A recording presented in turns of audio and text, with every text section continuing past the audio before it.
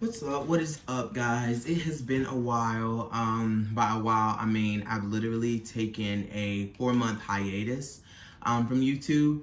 Not intentionally. I, as you know, I moved to New Jersey to pursue or rather, continue my career in teaching education. So I've been here for about 4 months, and it's been a learning experience. The school that I work for has a really amazing culture. It's warm, it's firm for kids. It's amazing. It's a great work environment. So what I'm about to say, I don't want to take the culture and all of the positivity away from the school, because I'm not about to, portray my workplace to be something that it is not. So with that being said, I'm going to go ahead and get into the video. But first, if you are new to my channel, please feel free to like, comment, and or subscribe. Let's get to it. All right, what's up, guys? So if you do not know who I am, my name is David Monk, and you are tuned in to David Monk channel. I tried anyway. But so what I wanted to talk about today is why I'm leaving the classroom education. So let me give a bit of background as to why I'm making this decision to leave education. Let me just give my background. All right, so I graduated from public schools down south in North Carolina, K through 12. I went to public college university, where I obtained my undergraduate degree in Spanish language, and then I pursued my master's in the fall of 2016. So I didn't know that I wanted to be a teacher. Well, no. I've kind of always known that I was going to be a teacher, because education was just like prevalent in my family. My mom didn't have a teacher's license, but she was an assistant to a teacher in behavioral education. So my mom has been a really influential factor when it comes to me pursuing a degree in education. So yeah. So I got my degree in Spanish and my master's. I did end up getting a master's in education, teaching English as a second language. So while pursuing my master's, I returned back home after graduating with my 4-year degree to actually to do my coursework. Everyone knows that while you're doing your master's work, you're required to complete field work. So I was assigned to a school kind of monitoring or shadowing an ESL teacher. For those of you who don't know what ESL is, it's basically teaching English as a second language. So I did that. I was doing that for about a month, and prior to that, I had submitted an application for the ESL position in my hometown, and lo and behold, I was preparing myself to move to California because I had visited, and that's the place I ultimately wanted to be after getting my master's. I was about to graduate with my master's, and then I got the call, and the teacher that I was shadowing, my mentor, goes, "Hey, did you submit an application for the vacant ESL position?" I was like, "Wow, yeah, I think so. Like, I forgot about it." All right, so she tells me they want to bring you in for an interview, and I'm all for you. I got your back. So lo and behold, I got the job. I did the interview, and it was amazing to work 2 years for my hometown and give back to it, the public school system that educated me. It was great to return home. So my first 2 years, it was good. I don't think that I was who the staff was expecting, because when you hear my name on paper like David Monk. I don't sound like, I don't feel like, stereotypically, I'm from the South, so I'm speaking with that perspective. You I don't think hearing my name like David Monk, you think of me, but that's my name, that's me. Hello. So some of the staff was, okay, so there's this thing in the South where nasty nice, and I say I because we're a collective unit, and that's where I'm from, although I don't have some of those tendencies. Anyway, so it's this nice nasty mentality. So although the person doesn't quite like you, they'll still be cordial because you're in a place of business. But this, my first 2 years, it was unprofessional. People brought drama to work. It was a good image as far as like the education, because the students, from the outside looking in, it looked as if we were just your run-of-the-mill teachers. However, there was drama and all of that good stuff. I was the only young black gay male teaching. That's always the case with my jobs. I'm always the youngest. I'm always the only person of color or black. I'm always the only queer person. Yeah. So, and did I say the only male? I tend to only be the only male for my jobs, and that's my current predicament. So, but I don't take any of it back. I was in charge of teaching K through 12 in my hometown of Kinston, North Carolina. Go Kinston, I love y'all. But now, fast forward, I made the decision to move to New Jersey. Of course, teacher pay is better here. You're paid off of experience as well as certification. I now work for a charter school. I'm not going to say the name just for privacy, kind of disclosure type deal. But yeah, I'm a 9th grade Spanish teacher. I like it a lot. The kids are amazing. Excuse me, although I have to admit they're a lot more, they're different from my students back at home. Only because they're exposed to more at a young age and they're forced to grow up. But I love them nonetheless. When I see my students, I see myself. I see that scared little boy, kind of just winging it throughout life. And although I do have those kids that are very like aware of themselves, you have the ones like I was as a child, and they're just winging it because I was very confused, didn't know who I was, so on and so forth.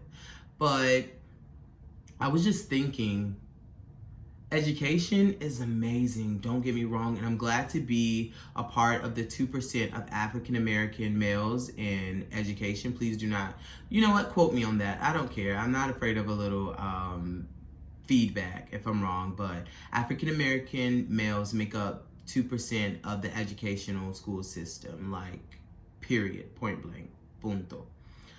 So I'm a 9th grade Spanish teacher. At my last school, I was the only African American male teacher, like instructional. The other ones, you know what? No, there were health and phys ed African American teachers, but we were all a part of the 2%.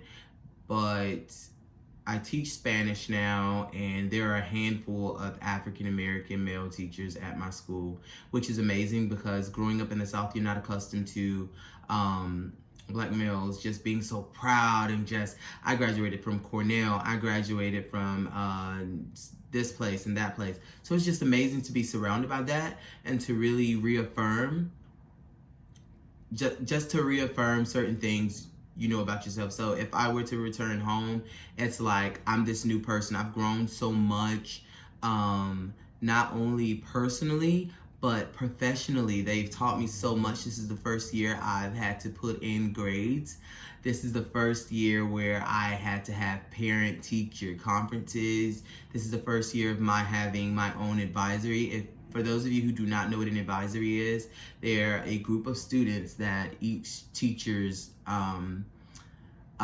in charge of or responsible for. You monitor their grades, their academic performance, their behavior, reaching out to their parents. You're basically a liaison between the school and the students' family. So I really love that. So it's a first for all. My advisory is amazing. My advisory partner is amazing.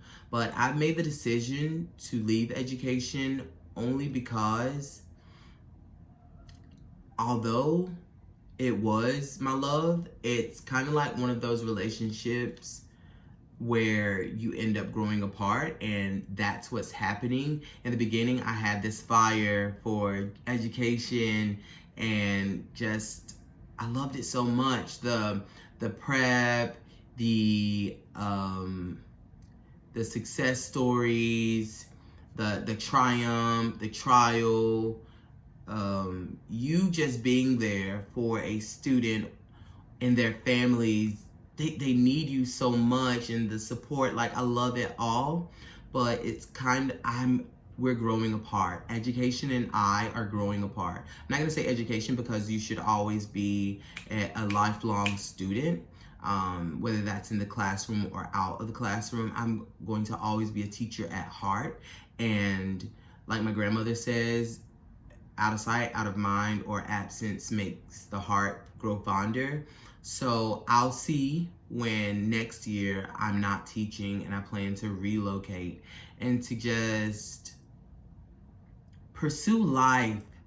People are going away from here left and right, and I feel confident for these past 3 years that if something were to happen to me, I've made a mark on someone. Someone will remember me.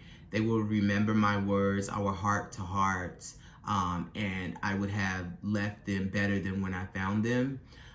So it's just amazing, you know? But I'm not living, I am simply existing, you know? And right now, at being 26 years young, this is not where God has intended me to be. I keep dreaming. I keep having these dreams that I'm traveling. I'm meeting new people. I'm learning new languages. I'm being able to give my mom the life that she deserves. No one, I mean, absolutely no one should be doing manual or physical labor after the age of 50. And my mom, I mean, we may have varying perspectives on life and labor and careers. And it's not that, you know, I have like this millennial mindset. It's just that these are my ideals. These are my thoughts. I don't want my mom working for too much longer. Definitely in about 8 more years. I'm sorry, mom, do not kill me if you see this. 8 or 9 more years, my mom will have been turned 60 years old, and she will not be working. But me working as a teacher, I cannot support my mom and allow her to, let me take that back. I could create resources and kind of like build up this repertoire inside of the educational system. But just hear me out. Right now, this is not the place that I wish to be, that I desire to be. I've not lived. I feel that it's not so much my experience in education, but my personal feelings. I want to experience. I want to really come into myself. Like, I'm 26 years old. I don't feel like I've lived, and I keep getting into positions where it's someone telling me this is what you should do. They're kind of, they mean well, but their tone. I've never had a problem with authority. You can ask anyone, but it's not for me. It's simply not for me. I don't need you to tell me what time I should be taking a break. I'll put it into better terms. I don't like being on someone else's schedule. That is not for me. If it's for you, that's amazing.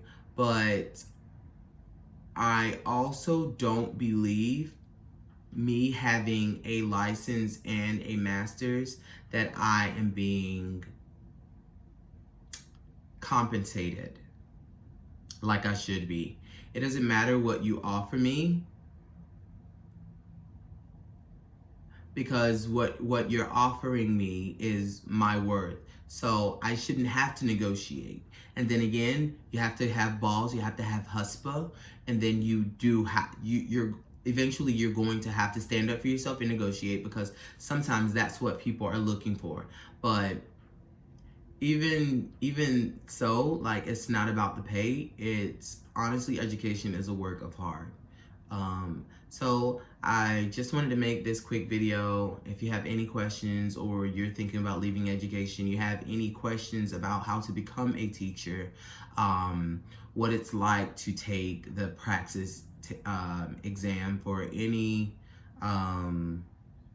language, I'm sorry, not language, but any subject, field, or anything, just shoot me an email at davidjose44@gmail.com. Follow my Instagram, David J Monk on Instagram. Follow my health and fitness journey.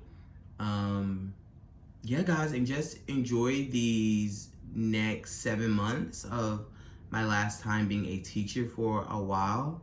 And just enjoy my metamorphosis, guys. I really hope you enjoyed this. I hope that this was a great insight. And if you have any video ideas or anything that you'd like me to speak on from a teacher's perspective, just let me know. Until next time, guys, smash that like button, smash the comment button, and leave a little comment. Follow all of my social media, guys. I'll see you next time. Bye.